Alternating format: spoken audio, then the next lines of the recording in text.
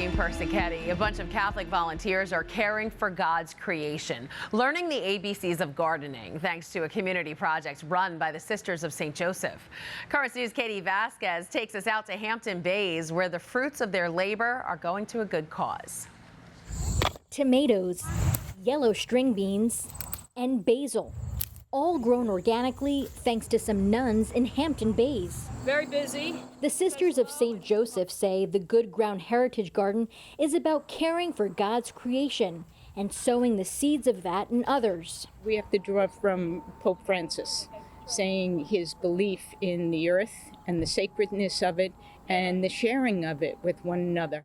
Once a week, volunteers go to St. Joseph Villa, where they learn to get their hands dirty, planting, cultivating, harvesting, and preserving produce in a cooperative learning environment. It's a nice program to be able to kind of get the community involved, get some volunteers out, plant everything, watch it grow, see how it produces. I garden kind of just for pleasure, not for production, trying to produce poundage, but this is more focused on that.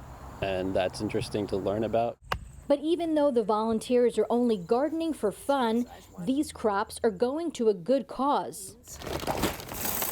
The more than 1,000 pounds of fresh produce they have grown from this garden this season alone is being donated to the food pantry at nearby St. Rosalie Church, where up to 400 people a week rely on these vegetables to feed their families. It is the dignity of our client that we are most concerned with.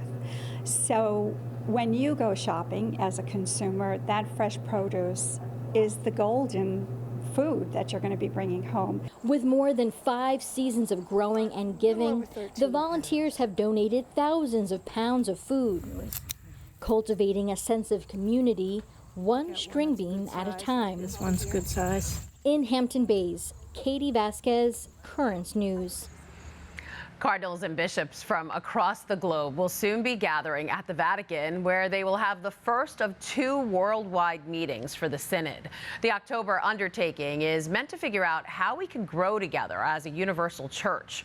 But lately, the highlight of discussion has been the perceived tensions between the Pope and a few American bishops.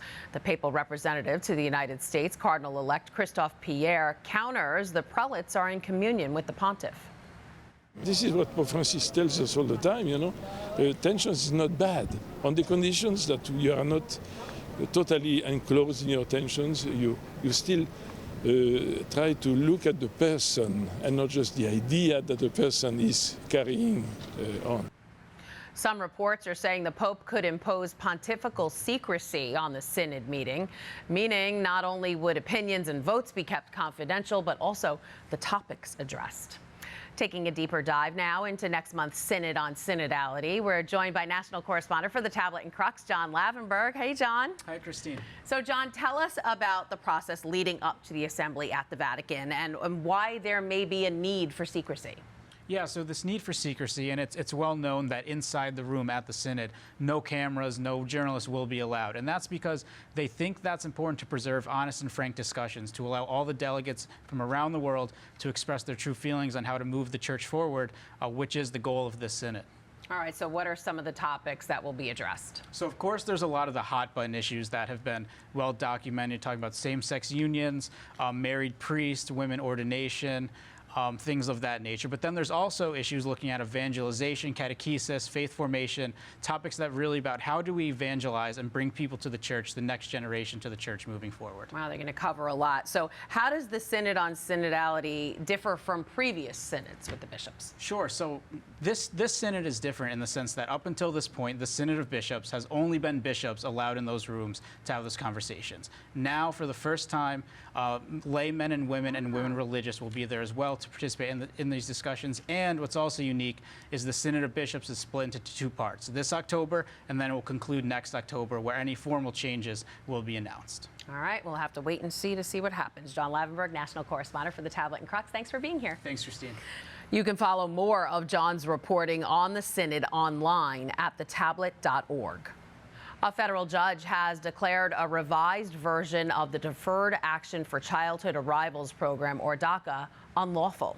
The Obama-era policy offers protection from deportation to immigrants who were brought into the country illegally as children. In the latest ruling by a Texas-based U.S. District Court judge, he found recent measures by the White House to strengthen DACA didn't change his opinion that it's unlawful. The decision blocks new enrollment, but does not affect the nearly 600,000 already enrolled. It is likely to be appealed. The Jesuits have pledged an additional $27 million to support the descendants of slaves. The pledge matches a similar sum made by Georgetown University. The order had relied on slave labor and sales for their day-to-day operations of churches and schools, which includes the nation's first Catholic college, now known as Georgetown University. Since that discovery, the Jesuits have contributed $42 million to a trust that supports the educational aspirations of the slave descendants. Finally tonight, a Brooklyn high school honored a recent graduate who died over the summer. Fontbonne Hall Academy in Bay Ridge retired the number 17 at the end of Tuesday night's volleyball game. That was the number of Caileigh Duggan, who passed at the age of 18 from an unknown underlying heart condition. Caileigh had just finished her freshman year at the University of Tennessee and had dreams of becoming a nurse. The ceremony was held in the gym where she played both junior varsity and varsity volleyball. And that is this Currents News Update. I'm Christine Persichetti. Thank you for joining us, because we are putting your faith in the news. Hope to see you again next time.